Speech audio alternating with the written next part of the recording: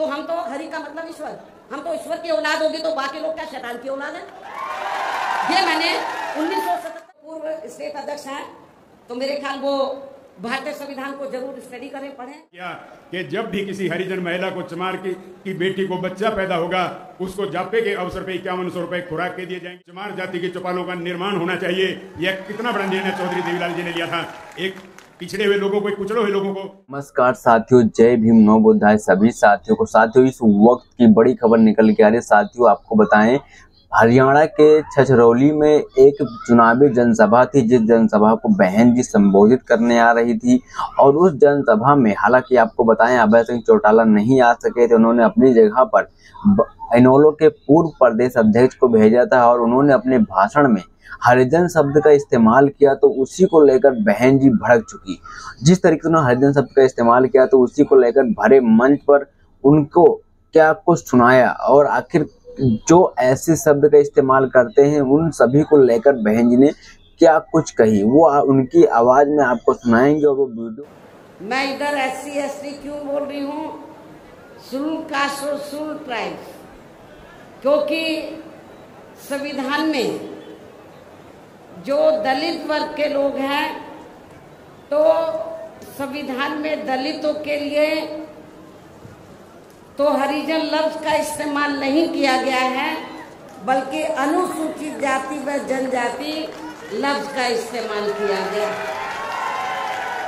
मैं चाहूंगी इन लोगों के जो पूर्व स्टेट अध्यक्ष हैं, तो मेरे ख्याल वो भारतीय संविधान को जरूर स्टडी करें, पढ़ें, और ये देखें कि अनुसूचित दलितों के लिए क्या लफ्ज इस्तेमाल किया गया है।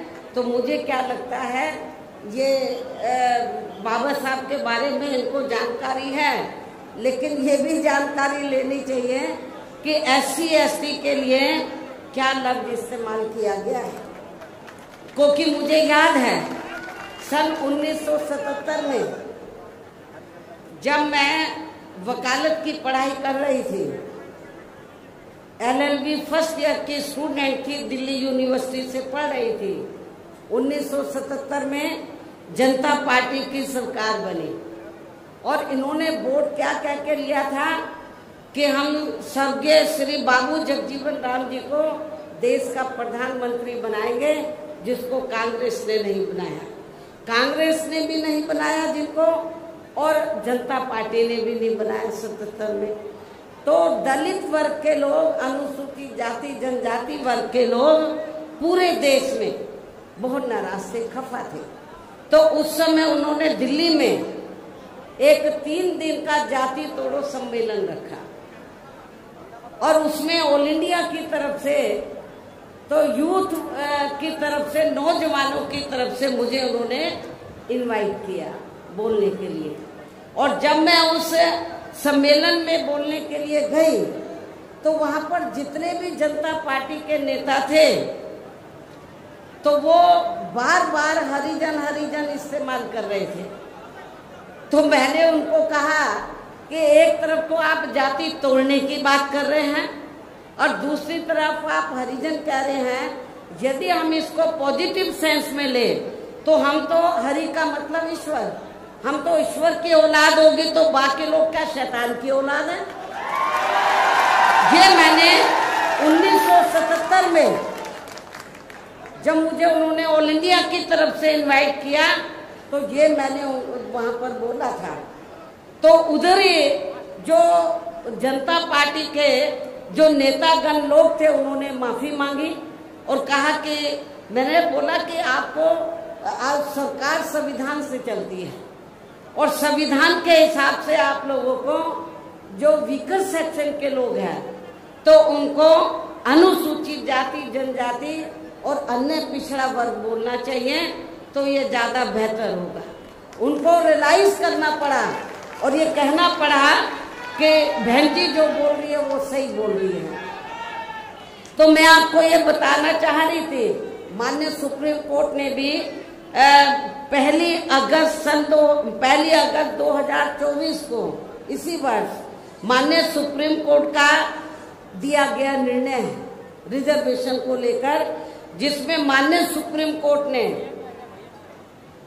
तो उन्होंने हरिजन नहीं बोला, ये जजमेंट आप उठा के देख लो, तो उन्होंने एससी व एसटी के आरक्षण में वर्गीकरण व क्रीमी लेयर आदि को लागू करने की बात कही, जो नहीं होना चाहिए था।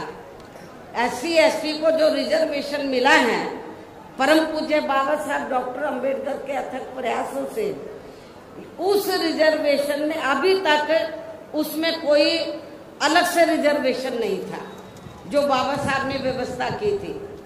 एससी एसटी के लिए रिजर्वेशन है तो एससी एसटी के लोगों को रिजर्वेशन मिलेगा, लेकिन रिजर्वेशन में से रिजर्वेशन की व्यवस्था बाबा साहब ने नहीं की थी। और रिजर्वेशन में से रिजर्वेशन का मतलब है शेड्यूल कास्ट को आपस में लड़ाना, एससी एसटी को ये लड़ते रहे कि इसको कम मिला, इसको ज्यादा मिला है, जो ये नहीं होना चाहिए था, जो ये नहीं होना चाहिए था।